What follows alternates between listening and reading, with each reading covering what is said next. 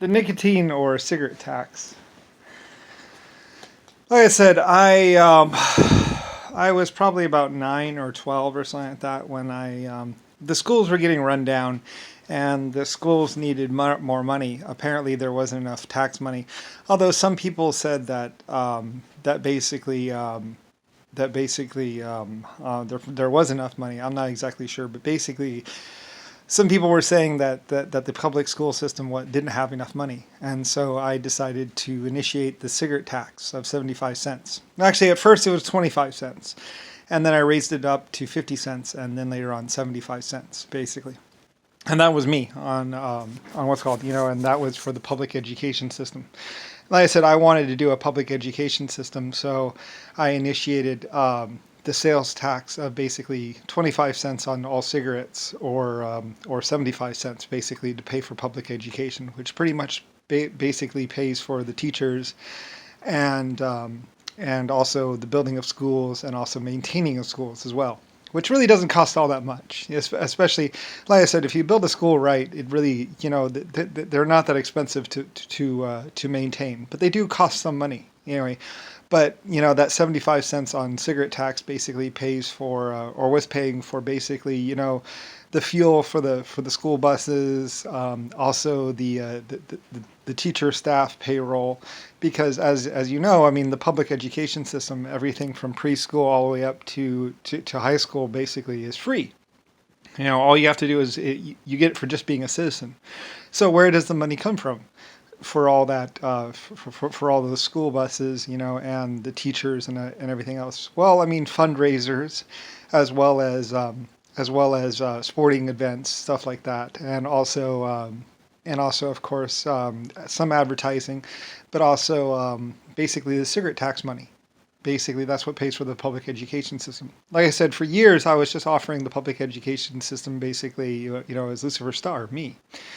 Because basically I had factories and mines and all kinds of stuff, and basically I needed to teach my workers, and people how to work, or else, I wouldn't be able to get anything done. I wouldn't exactly be epic builder of stars and planets and worlds if I didn't have a public education system or some kind of education system. I'd have a bunch of people messing around with the dirt. So anyway, and I always had an education system. Only the only difference is basically I was paying for it. That's why they used to say Carnegie had schools or Carnegie had this. Carnegie didn't have shit. Carnegie was just a manager of Lucifer Star's mines, basically. And it's not actually a cross. That's actually a star.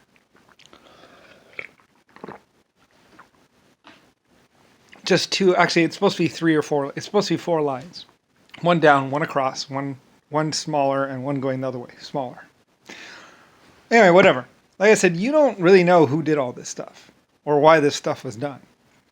That's a fact. You don't know who decided on the public education system.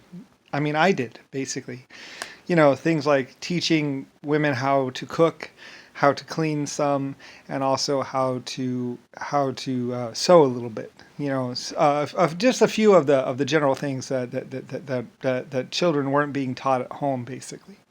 And pretty much it was mostly my orphanages and other places that had to learn or had to teach. In modern day, and then that's also why the computer labs and the computer things got started, because well, I mean, children need education or an introduction into computer rooms, and that also goes back to Zachary's teletype room. Basically, pretty much computers were going to be a big part of civilization or a big part of everything else around us. So, for those kids that couldn't afford a PlayStation or a computer, in their houses, because back in 1970s and 1960s, 1950s, and even 1980s, 1970s, most people didn't have electronic devices inside their houses, or didn't have a computer access to a computer. Nowadays we have cell phones and computers and PlayStations, and they're everywhere. They're being given away practically, or recycled. But back in 1950s and 1960s, that wasn't the case. We didn't have electronics. And the first electronics might have had metal cases so they'd last longer, but basically, but even metal cases eventually rust. Plastic is actually the better substance. So anyway, And China and Japan and a few other places, they were my plastic research companies that were actually making the first plastics. So anyway, that's how Lucifer Star, Titanic, and everything else, as I went from metal to plastic to fiberglass and composites and stuff like that, trying to find the substance that would never degrade, never fall apart. Going after something that would actually last 1,000 years or last a couple hundred years. It's actually a lot harder than you might think. Basically, everything degrades, everything falls apart. But plastic can last longer and won't tarnish or rust or anything else like that. And that's why, but plastics are sensitive to heat. So anyway, whatever. But that also makes them easier to work with. Anyway, a lot of people would say, it's Hitler, it's this, it's that, it's Adolf. It's not Adolf, it wasn't Hitler, it's Lucifer Star, me. So anyway, I was a very, very rich, powerful individual with lots of money and lots of people. And basically, my money really didn't matter. That was just something I invented or had on the side. What really mattered was my production and just the big, massive warehouses and all the big factories and everything else like that. So anyway, the majority, 90 or 80% of the production, and like I said, that's why you have the White Washington, D.C. building and the White House, and why you have a White Washington area. They also might have made bleach there. Who knows? Bleach white. And we probably even tried bleaching stone at one point in time, but it doesn't work. Anyway, though, we tried some wacky stuff. I was like, let's get wacky. At some point in my existence, after being all normal and all proper, I was like, you know what? I'm tired of normal and proper. Let's get wacky. Let's try some really crazy stuff. Like, let's try bleaching rocks. Let's see what happens. Anyway, I had access to hundreds of millions of trillions of people. I mean, the whole world. Basically all the people in the world, all my humans that were ever created eventually would find out about me or realize about me or get the information about, who Lucifer Star was, who named America, who created America. What the stars are about. Like, you don't even know why the flag has stars, do you? Do you know why the flag has stars? And why does Russia have a star above the Kremlin? And why are there stars of China? What do all those stars mean? Why is there a red star and gold stars? Who is Star? You don't know. You didn't know.